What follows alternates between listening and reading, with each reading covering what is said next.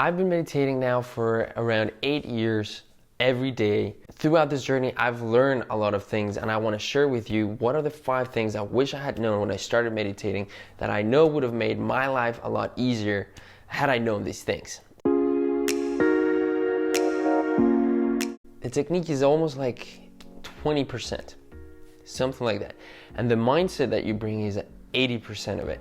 And sometimes we get so focused when we start meditating on the technique, and I need to get it right. And all of these is important. It is definitely important when you get started. But it is so much more important to bring in the right mindset when you practice meditation. And the right mindset is a mindset that is not judgmental. And it's a mindset of kindness, and it's a mindset of I don't need to fix things, and I don't need to control, and I don't need to change anything that is happening. And when you bring this mindset into your meditation, you can mess up the technique and you can get distracted, and it just doesn't matter so much, because the mindset is what's fueling your ability to develop inner calm. The problem I did is that I started with trying to get it right and trying to do it perfectly well, which leads me to the second point. I'm a perfectionist, and I was putting so much pressure on myself to get it right, to do everything absolutely right. Actually, I took a 10-day silent retreat, meditation retreat, where I was just so focused on getting it right. I was so focused on being the best at meditation and having this, I had this mindset, and of course this had a negative impact on my experience. It created a lot of stress, it created a lot of anxiety.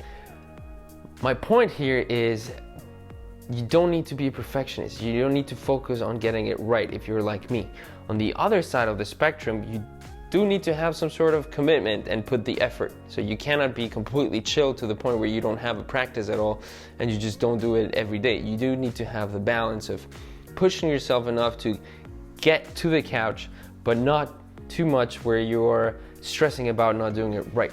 So maybe push yourself enough to be on the couch, but once you're on the couch, don't push yourself. Does that make sense?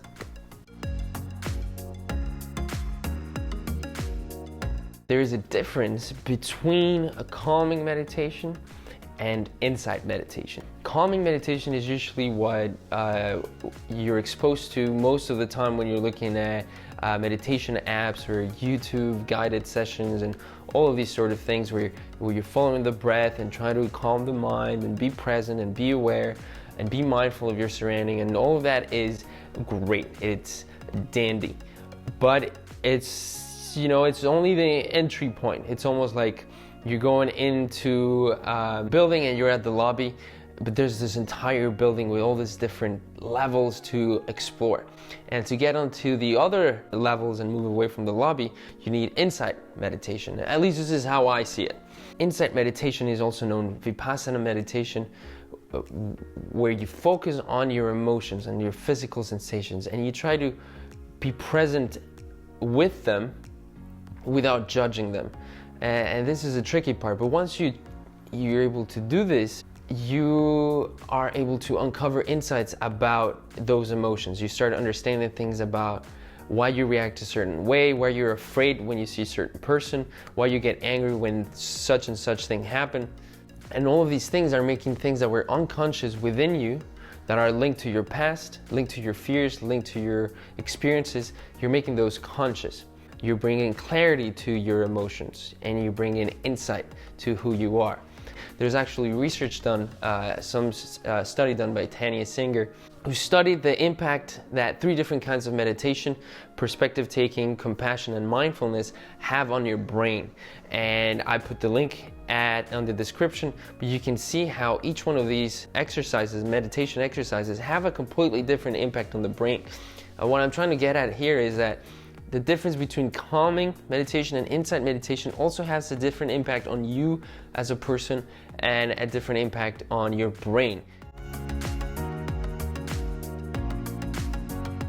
The objective of meditation is not to feel good. It is a nice side effect of meditating, and It is a nice motivator as well, but it's certainly not the objective. And if we can say that there is an objective of sorts, which, we could argue that there's no objective at all, but it is really to be able to observe whatever is happening within you without judgment, with kindness, with compassion, with love. It's okay if sometimes you don't feel good while you're meditating. It's normal because every day is different, and sometimes you have difficult emotions and difficult sensations and difficult situations in life that you're going through, and you're gonna feel that, and you're gonna do your best to allow that to be there as it is without you wanting to change it. Those days that are difficult, you might get out of meditation and be disappointed with yourself because meditation is not working, because you're doing it wrong. And again, don't worry, the objective is not to feel good. If you don't feel good, it's okay. Next day will be different. You keep improving. Amazing. And I know a lot of people talk about how important it is and you should do it, but it actually is. And there is science behind it that suggests and explains that how labeling your emotions actually helps you process them better. There was a study conducted in UCLA that helped demonstrate or suggests that volunteers who tag their emotions of anger, of sadness, of pain in general, when they verbalized them, the intensity went down. So this is exactly what you would do if you went to a psychologist. It's helping you verbalize it, it's helping you process them. Now think about journaling as the cheapest psychologist you'll ever have to go visit. Because once you're writing down how you feel, it's losing its potency and it's helping you process them better, and it's gonna help you feel better. Now, it also helps when you have an insight, going back to my other points. If you have an insight, when you're meditating, you understand something that you hadn't understood, and you start writing it down. And when you give it structure, when you put it down on paper, it's almost like you're looking at it from a different angle. Like if you're talking to a friend and you're bouncing off ideas, that is exactly what you're doing with your journal. Now I type in on my computer, that's how I do it. If you want to do it by hand, by all means. But again, journaling was and is an extremely important part. It goes very well with mindfulness. It's almost like peanut butter and jelly, or tonic water and gin, if you know what I'm talking about. And there you have it. Those are the 5 things I wish I had known when I started meditating. And I really hope this helps you somehow to understand it, or maybe gives you a different perspective to meditation, to how you're doing things. If you enjoyed this video, please subscribe, please like, and feel free to leave a comment as well. I will be having more content like this. Thank you very much. My name is Pablo, and this was More Than Mine. Have a great one.